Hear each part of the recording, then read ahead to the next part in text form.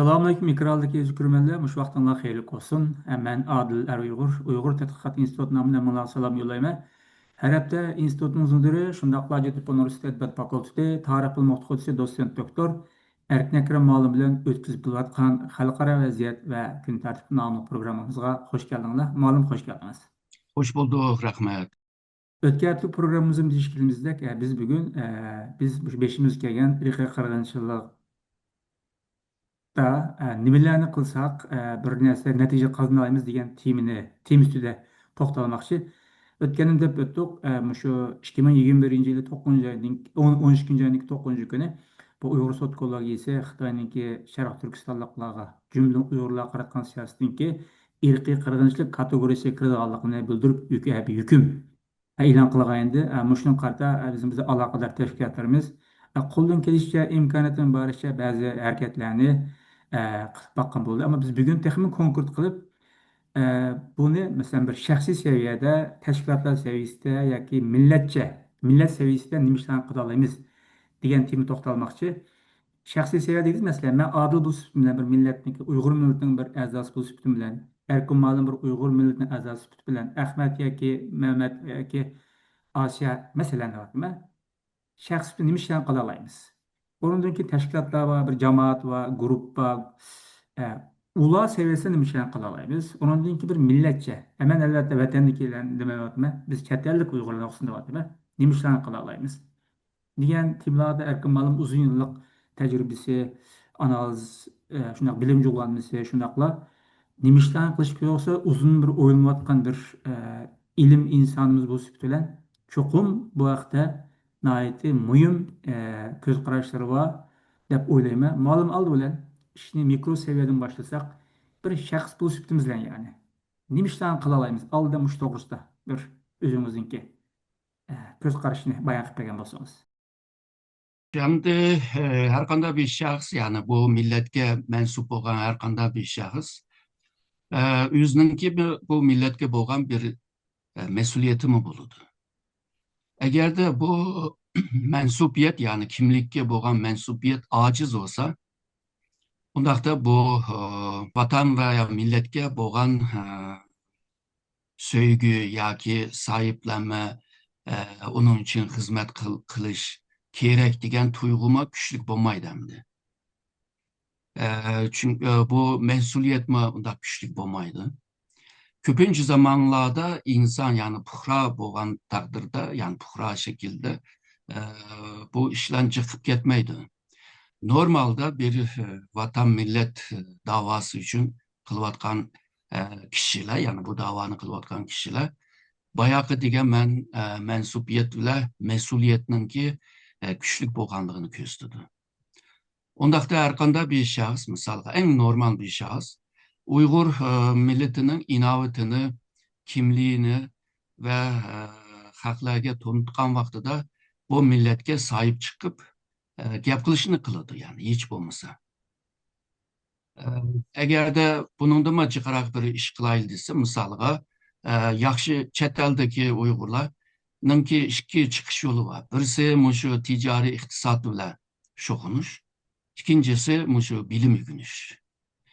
Yani bilimini yaxshi o'rganish ve shundaqla bu misalga bir sınıfta bo'lgan bo'lsa, o sınıfta üzüp chiqish ve o sahada üzüp çıkan vaqtida bir fikir, bir bilim, yeni bir icadı yaratılış lazım endi.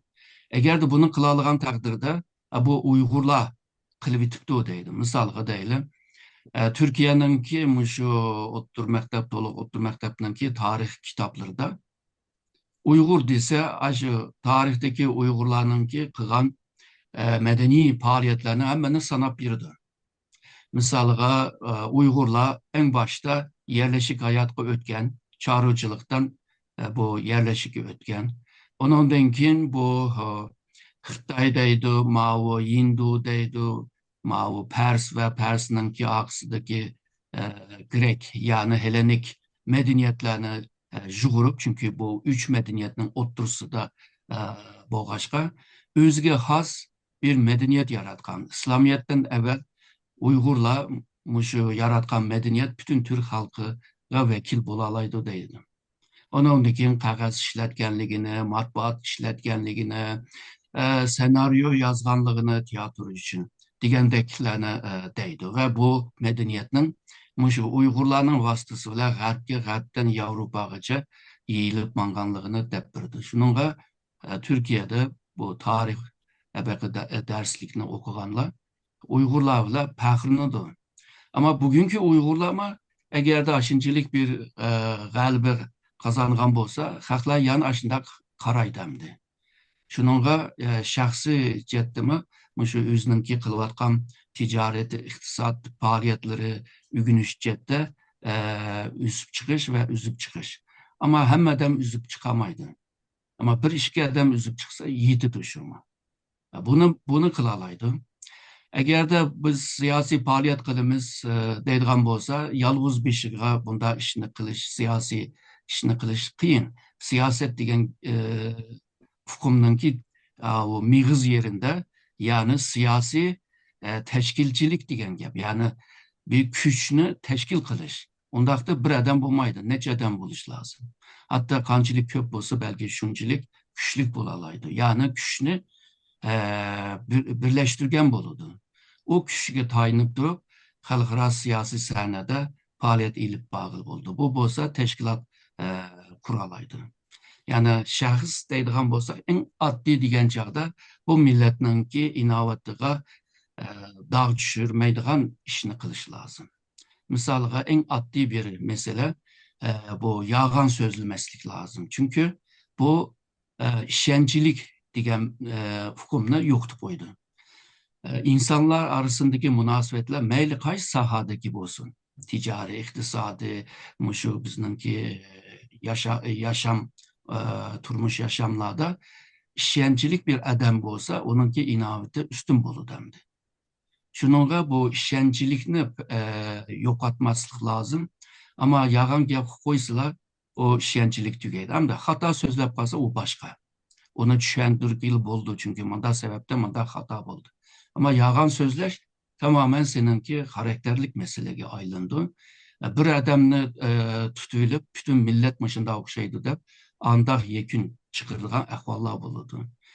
Shunga agarda bu millatninki balasi, bu millatninki evladı bo'lsa, bu millatninki inovatini saqlab qo'yish va bu millatninki inovatini o'stirish va muqimlashtirish jihatda tirishsa bo'ladi deb o'ylayman. Mas'uliyatdan gapni qilamiz. Bu haliqi bizim endi islomda bu taqvo, yani islom insonning ustunligi nimalar uchun taqvolikni. Taqvolikni bizning o'lmalar Allah'dan qo'rqish yoki Allah'ninki fazilatidan, lutfidan, himmatidan ayrilib qolishni qo'rqish deb tushuntirganlar bor. Ko'pincha shu anglaymiz. Ammo az bir qism ilohiyachilar yoki Turkiyada bo'lsin yoki arab ilohiyachilar bo'lsin, taqvolikni mas'uliyat bilan harakat qilish deb tushuntirdi. Mas'uliyat bilan. Ya'ni koinotdagi har bir zarradan tortib makro seviyadagi eng cho'ng narsaga hammasi o'ziniki shu mas'uliyat bilan harakat qildi, o'ziniki funksiyasini ado qildi. Shunga o'xshashla koinotdagi har qanday bir narsa shu koinotdagi mavjudlik uchun bir kurash qilsa, yoki to'pi qilsa, g'azondan tortib yoki cho'shqidan tortib deylik, insonning o'xshashla o'ziga oid tug'ilgan millat yoki jamiyat yoki insonlar jamiyatida shular qanchalik to'pi qo'shish bilan, qanchalik mas'uliyat engi bilan harakat qilishga o'lchildi deb qaraydi. Ya'ni shu xuddi olma o'zini olma yemaydi. Suv o'zi ichamaydi. Boshqalar foydalanadi. Shunga o'xshash insonma yaratgan bir natijasi bilan qanchalik amilish qila oldi yoki qanchalik foydalanish qiymatiga bir narsa o'tirib qo'ya oldi degan mas'uliyat nuqtasini tushuntirdi. Shunga dal mishlarga bog'lig'im keldi. Undan keyin shunga mishladilla o'tib ketib qolsa, qadr siz shaxsiy siz degandek, ya'ni Xitoyninki dushman ekanligini har zaman, tajovuzchi ekanligini, mustamlik ekanligini, biz Uyg'urlarniki mustamlik uchiruvchi ekanligini bilgan taqdirda shu ikki millat o'tirisidagi shu farqni bilgan taqdirda har zaman biz sagak bo'la olamiz. Shuning qarta biz shaxsiy sutda tirishchilik ko'rsatamiz deb o'ylayman. Dushman. Chunki zamansini bir kuni yo'q chiqarishidir degan ash mantiq qilib shuni qalbimizdan chiqarmasak deb o'ylayman. Undaqda bunda bir tashkilot saviyasiga kelsak, muallim, guruh saviyasiga kelsak, Teşkilat seviyesinde, grup seviyesinde nimişlerini kılarını çünkü hel teşkilatlarımız var. Hel ma'lum bir tecrübege erişken, ma'lum bir bilim birikmesiga erişken insanlarımız var. Teşkilatlardan çok. O seviyede nimişlerini kılalayımız. Bayağı degендek teşkilat degan vaqtida yani nurg'un kuchlarni birlashtirgan degan gap. Bu siyasi bu teşkilçilik bile güçünü şekillendirdi. Kolumuzda bir güç var, kandak işiltimiz meselesi var. Ama hazır Uygurlarınki koludaki güçlere qaraydigan bolsak, Xitoy bilan selishtirg'ili bo'lmaydi. Manda degan chog'da Xitoy bilan ilishish bo'lmaydi endi. Bu qiyin bir mesele. Fakat güçlerin arasında bir güç var, bu bo'lsa akıl gücü endi. Hamma odam deydi, mening aqlim bor, men tug'ilgandili bor, Allah yaratgan bor. Bu yerdagi aql ashuni ishiltalishish. Allah bu insanlarni hayvan bilan farklı bulup yaratgan bu insanlarni ve u yerda eng muhim narsa aql. Aql yolg'izla bir fiziki bir organ emas u. Shundaqla buning bilan tafakkur qilgan gap, bilim o'rganadigan gap, ak kökni ayıradigan gap, günah bu sevapni ayıradigan gap, yaxshi yomonni ayıradigan gap. Buni qiladigan vaqtida undan keyin hayvon bilan farqli bo'la oladi. Shuningga bu bir akıl gücünün faydalanışı ve bu nimetni, Allah'ın nimetini yaxshi işletiş, bu bir Müslüman için ya ki Uygurlar için muhim bir düşünce buluşu lazım. Yani bir xil ideya buluşu lazım. Bu güçten başka bir güç yok Xitoy bilan ilişalaydigan. Ondaqda güç teşkili bir güçünü şekillendirdim. Hem de akıl güçü kelgan chog'da, yani siyasi bir güç kelgan chog'da planlaydigan gap. Yani çeklik bir güçünü çeksiz bir küreşte işiltiş için biz bazı ilmi yoluga müracaat qilish lazım. Misalga Uygurlar nimani arzu qiladi, nimani istaydi, g'oyasi nima degan. Dini jihatdan tushuntirsak, bu Uygurlar tug'ilishdilar, hür tug'ilgan. Hürriyetini haqlar tortib olsa, uni qaytirib ilish sening vazifang. Agarda zulm ko'rgan bo'lsa, ikki yo'li var. Birisi hicret, birisi cihat demdi. Ma cihat mening deganim o orijinal ma'nodagi cihat. Yani Xitoy bilan kurash qilish. Hamda milliy jihatdan deydigan bo'lsak, bu millat, bu rayon, yani Sharq Turkiston rayoni, bu bizningki ota-bobomizning qoldirib qo'ygan bir rayon. O bugünkü Uygur halk, Sharq Turkiston halkı için bir miras. Bu mirasını koldan tatqız qo'ygandan keyin buni qayta ilish seninki arzu, istek, buluşun lazım. Undaqda bu arzunu amallashtirish uchun ikkinchi qadamda sen bir nishonni o'tirib qo'yish lazım. Yani qaysi nishonga erishsam, abaqa arzug'ima erishgan bo'laman. Hozirgi eng oddiy bir nishonni tushuntirsak, o bo'lsa iglik hukukunu qo'lga tushirish, ya'ni Sharq Turkistonni boshqaradigan haqqini qo'lga tushirish. Bu haqqini tushirish uchun sen bu rayonga hakim bo'lish lazım. Bu bo'lsa devlet. Devletning ming xil desam bek cho'ng gap bo'lib ketdi. Ya'ni necha xili bor dunyoda. Qaysi xildagi devletni quramiz? Şeriat devleti mi, demokratiya devlet mi, ya ki padişahlık devlet mi? Bunu mu ayrışqa doğru keldi? Seninki halkınınki arzusu, talepleri ve icra qilgan chog'da uygun bo'ldigan bir xil devletni tanlash seninki ishing hamdi. Deylik ki nishon muhim bo'ldi, ama bu nishonga qanday erishimiz? Bizde bir gap bor, ko'ringan tog' ijroq emas. Tog' nishon bo'lg'achqa biz ijroq emas deyalaymiz. Shuningga nishon bo'lsa, yo'llar aniq bo'ladi, mangdigan yo'llar. Mangdigan yo'llarni planlash bu strategiya masalasiga kirdi. Ya'ni qaysi yo'lni tanlash, qancha bosqich bilan amallashtirish, bu yolda mangan vaqtida seninki bu davanınki ideyası nimo, bununki bu vizyonu nimo, misyonu nimo. Yani bu biraz felsefi, biraz siyasi hukumlar.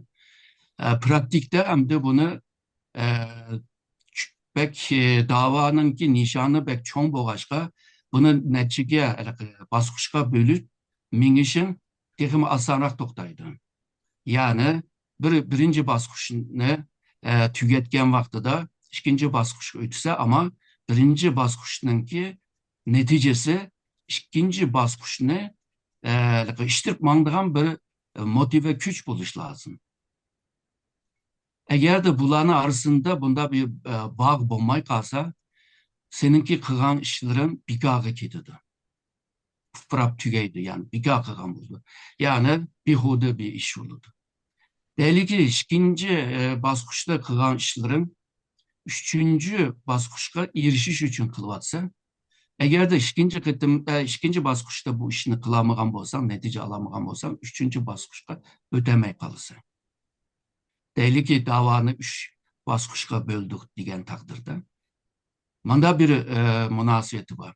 Deyli ki bizim Şarkı Türkistan davasını kılımız, devlet kurumuz, makul. Hazırca kaysı devlet kurumuz diyenle talaş tartışkımay, ona en ahırkı baskışka taşlap koyup, hazır neymiş kılalayımız diyen mesele var değil mi de?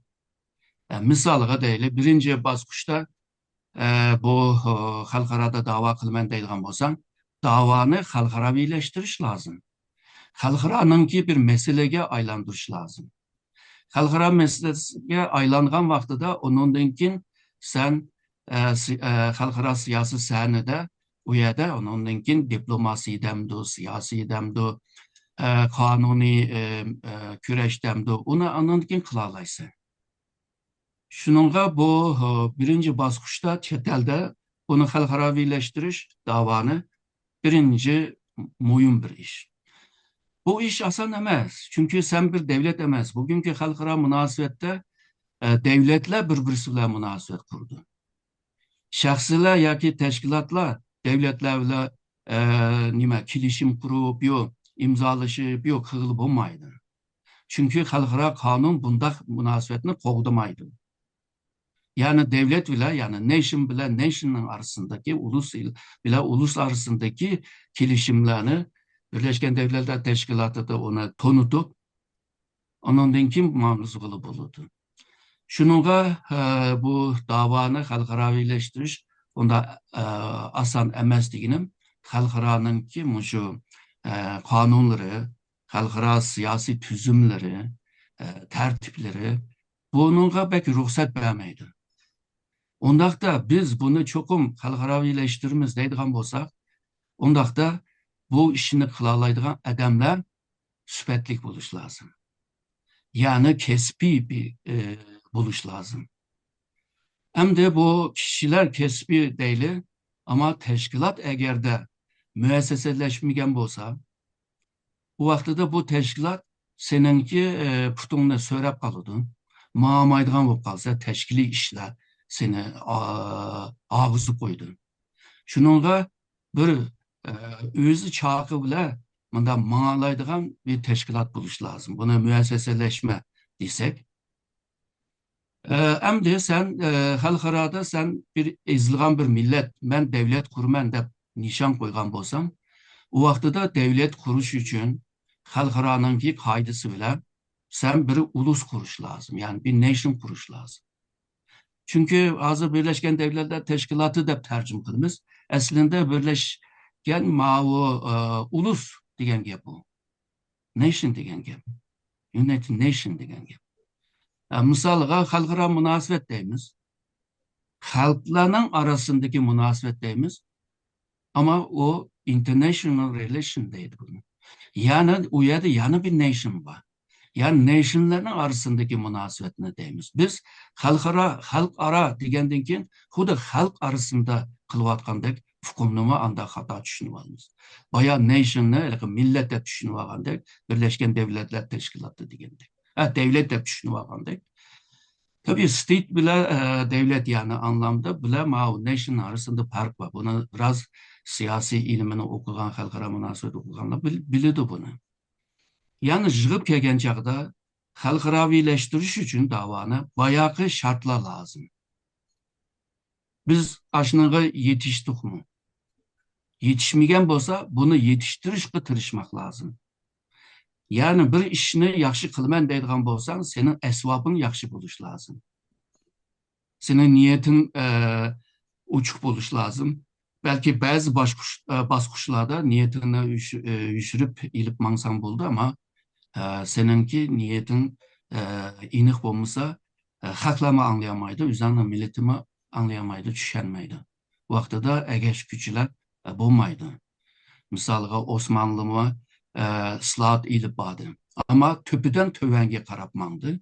Tövendeki xalqlar bilmegendikin, töpüdekiler ming tirishsimi bo'lmagan.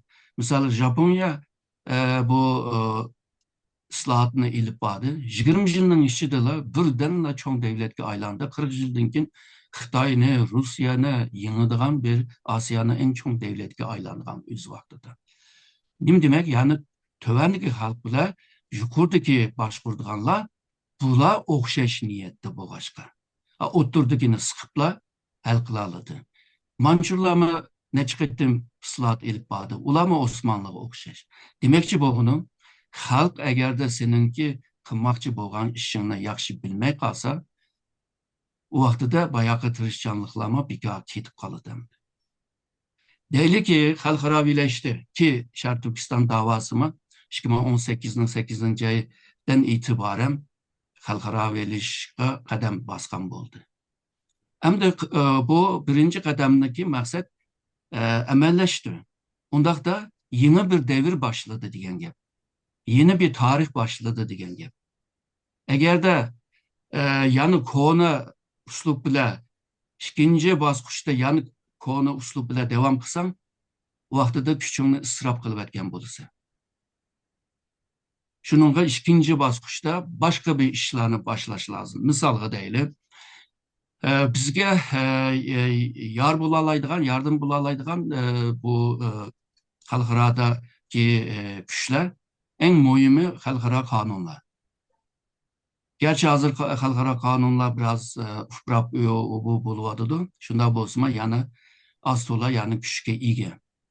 Onundan başka bu xalqarodagi bu devletler, cemiyetler, bularni o'zlarining menfaati uchun, onlarni qoyil qilish uchun diplomatik xarakterlik bo'lgan insonlarni yaratish. Yo'q bo'lsa o'qitish. Chunki diplomatlar aşındak alayda yetişmisa ishni qilolmaydigan bo'lib qoldi. Shuningga xalqaroda bunday bir nimalar bor, ba'zi to'platlardan bor. Uyg'urlarningki bu nimalari, sarxillari davoni anlatgan vaqtida tarixdan boshlaydi deydi. Yani faoliyatchilar birdamdil tarixchi bo'lib olgan deydi. Onundan keyin bu ziyolilardan sorsa, bular xalqaro munosabatchi bo'lib olgan. O Xitay Amerika münasebeti, Xitay O'rta Osiyo devletler münasebeti deb tushadigan gap. Ondan keyin bu başka bu Uyg'ur tijoratchilardan sorsa, bularmi siyosiyon bo'lib olganda. Yani başqacha, yani o'zining kesbi bilan bu ishni qilmayotdi degan gap. Buni qilgandan keyin xalqlar belki sanga belki ishni ketamaydi. Shuningga diplomatlar lazım bunga. Onundan başka bu Şark Türkistan'ın tarihini, medeniyetini, kültürünü, örf adetlerini, dini itikadlarını degandek nurgun bir milletin kimliğini teşkil kıldıgan o unsurlarını, yani Türkçe unsur, yani amillarını xalqaroga to'ntish lazım. To'ntish uchun xalqaroning standart, xalqaroning o'lchami bilan o neslerine, yani makale olsun, kitap olsun, aşı ölçem bile yazsa. Eğer o ölçem olmasa, bu kitap öldü degan gap. Bazı kitapla makalla ahlakka aylanishning sebebi bu. Çünkü o ölçemde bo'lmasa hep okumaydı, o kitapga işlenmeydi. Çünkü özünün gibine kılış için yazıptı deydi. Ölçemlik bo'lgan taqdirda standartga kirgan bo'lsa, xalqaro saviyada bo'lgan bo'ldi. U osonla xalqlar tarafdan, ya'ni sening bilan o'xshamaydigan ideyaga ega bo'lgan odamlarmi uni ilib o'qiy oladi-da endi. Shuningga bu bayo degan mushu xalqaroviylashgan bir davoni xalqaro sahnada texmi muqimlashtirish uchun, boyagi ishlarni qilish uchun ma adamlarga ehtiyoj bor. Ya'ni demakchi bo'lganim, birinchi qadamdagi faoliyatchilar, ikkinchi qadamda siyosiyonga aylanish lozim, ya'ni siyosatchiga aylanish lozim. Agarda aylanmay ikkinchi bosqichda, yana shu birinchi bosqichdagi faoliyatchilikni qildigan bo'lsa, u vaqtida bu fursatni qochirgan bo'ldi.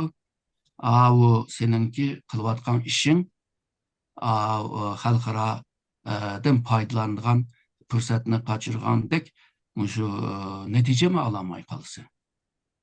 Ya'ni konu uslublar agarda ishga yaragan bo'lsa, allaqachon bizden çoğunlar hemisi hal qıpılatdı bunu.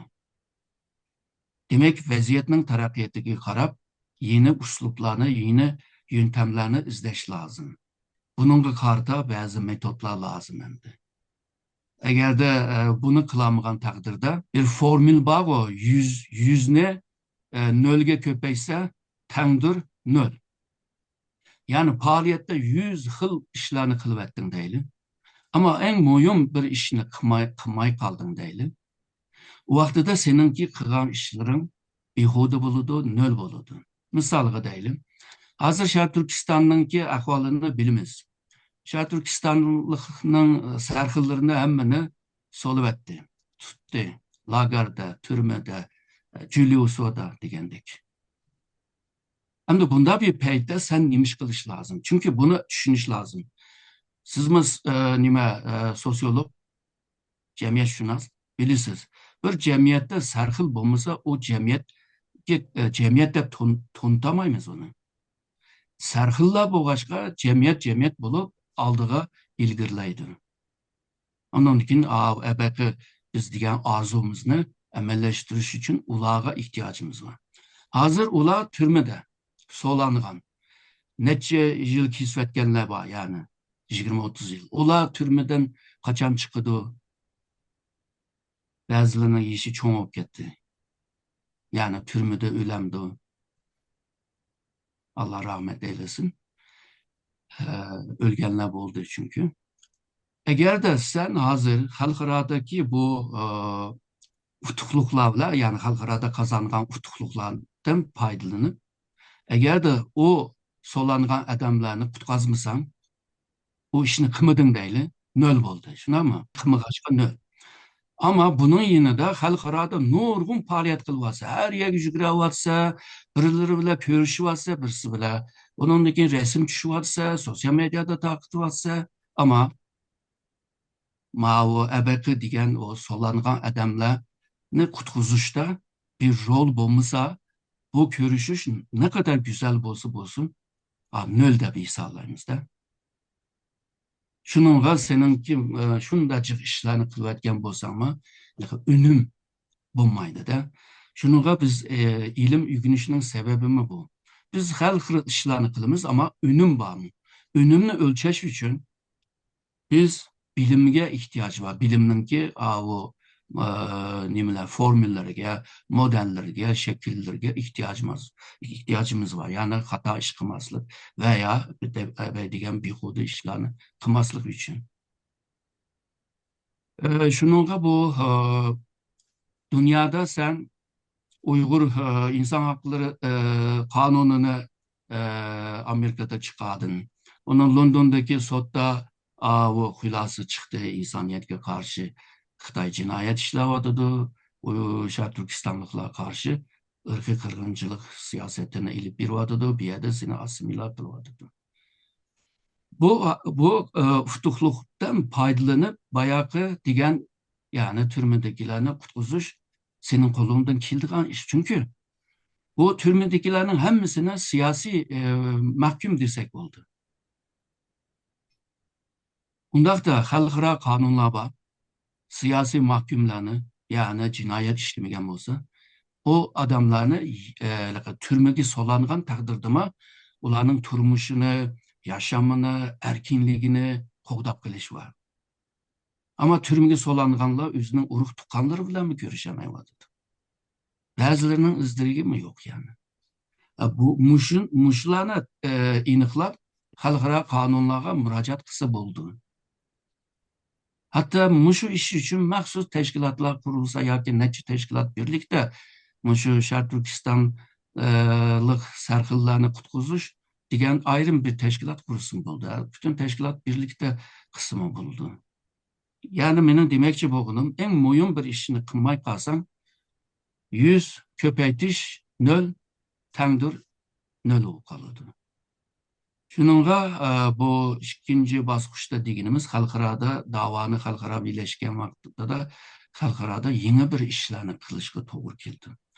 Yani tashkilot seviyede shunday ishlarni qilish lozim, ama biz 2018-2022 yıllar arasında teşkilatla bir-birisi bilan urushganligini, hujum qilganlarini, teşkilatni yo'qotishga tirishmoqda. Ma teşkilat andamanda deb. Ama Xitoyga qarshi bir harakat qilganligini yoki birlikda qilganligini jiq ko'rmadik. Ba'zi tashkilotlar qildi tabii. Ama teşkilatlar bir-birisini g'ajlash va shaxsiylarni bir-birisini g'ajlab, bir-birisini tillab, shunday yaxshi bir fursatni qochirib qo'yishga sabab bo'ldi. Shuningga siyosetchilar, yani bu davoni qilaman degan odamlar shundaqlar deb bayağı en başta degandek, bununla seviyeli adamga ihtiyaç var. Yani profesyonel, yani kesipdar buluş lazım bu işin. Yani anga ega buluş lazım. Anga ega bo'lgan adamlar uşak tüşek urush jidalni qilmaydi. Şunun bir gap bor, g'ayvat naga berib to'xtaydi desa, angliq adamning oldida to'xtab qoladi deb.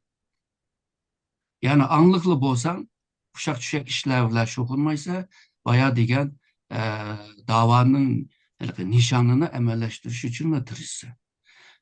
Hemmimiz anlık bolsak, güçlerle birlikte bolalaydı. Xitay mı bunundan çöçüydü?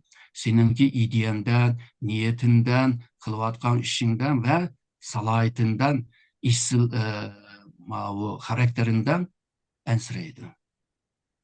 Ama bunu kılamagan çağda Xitaydaydı. Bula uruşup tutsun, bir-birisini yeydi berber.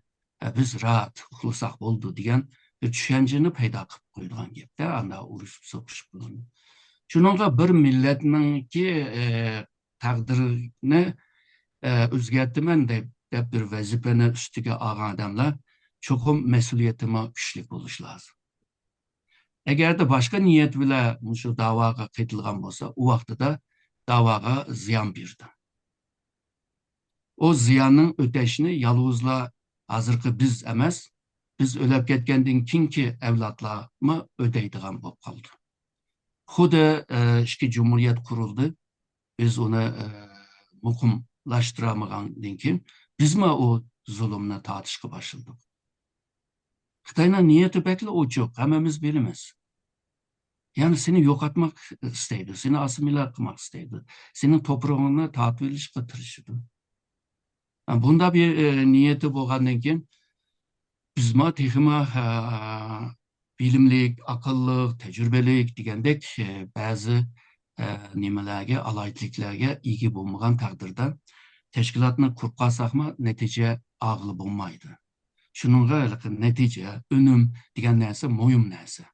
Ish qilgandan keyin shu bo'lish lozim. Agar u bo'lmay qolsa, qilgan ishlar nol bo'ladi.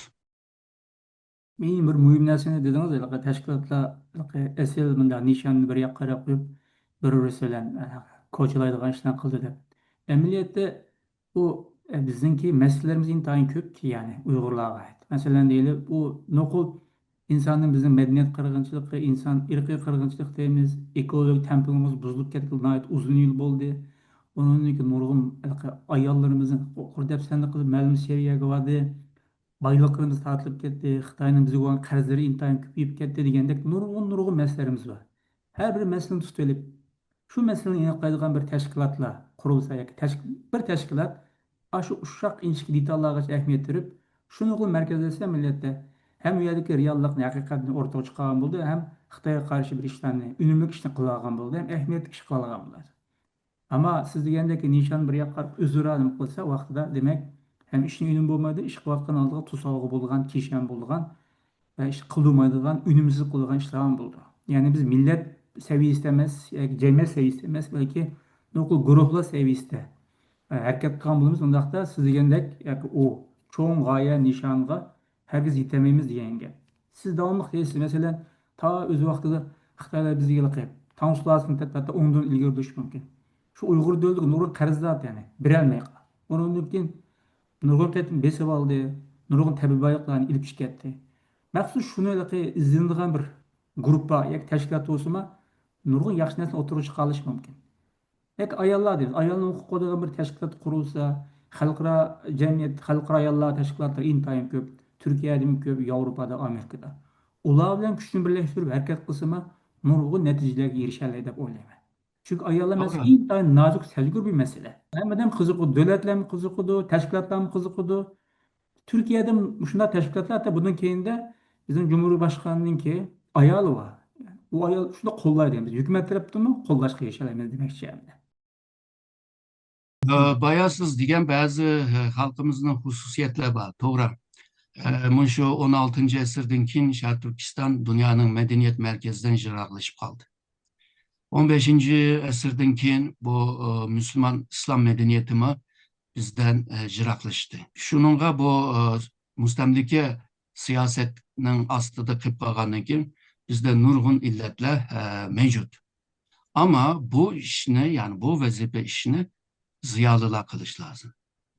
Yani halkımızı aydınlatmak, akartış hareketini kılmak, misalga 1930'larda şu Şark Türkistan'da akartış hareketini Ürümçi'den, Kaşgar'dan, Aksu'dan, şu Hotengacha bu faaliyetlerini kılışka tırıştı. Aş vaktideki Uygurlar. Bu okşayışlar Xitayda mı 1920'lerden 40'lıcıma şu akartış hareketlerini bek köңül bergen. Xitayni bir ulus kılgan ve vakit mi aşı 1920-40'nın arası. Eğer de müşünde bir iş olmayan olsa Xitay mı paramparça bir Xitay boladı yani.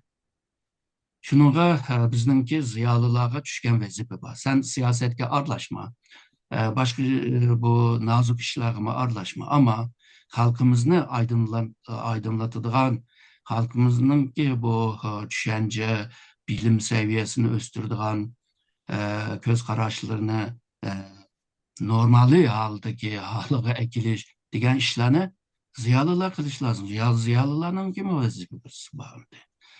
Bu milli tarafı. Dini taraftan deydigan bolsak, sen ziyalı bolgandan keyin sen zakatını muşu halkını aydınlatış için birse onu. Yani halkımıza hizmet kılmasan seninki ziyalılığın bir ehmiyeti yok. Eğer de Allah seni sana bilim verip, seni östürüp, malum bir seviyeye ekegen bolsa doktora buldun, profesör buldun değil. Ama seninki vazifen avu. Eğer de onu kılmay kalsan, o vaxtada sen zakatını vermegen bolsa, bir yerde dini cihette sen bir günah işlegen bolsa. Yani hem milli cihetten hem dini cihette ziyalılarının bir vazife. Mağlup siz köp rahmet. Ben rahmet eyledim.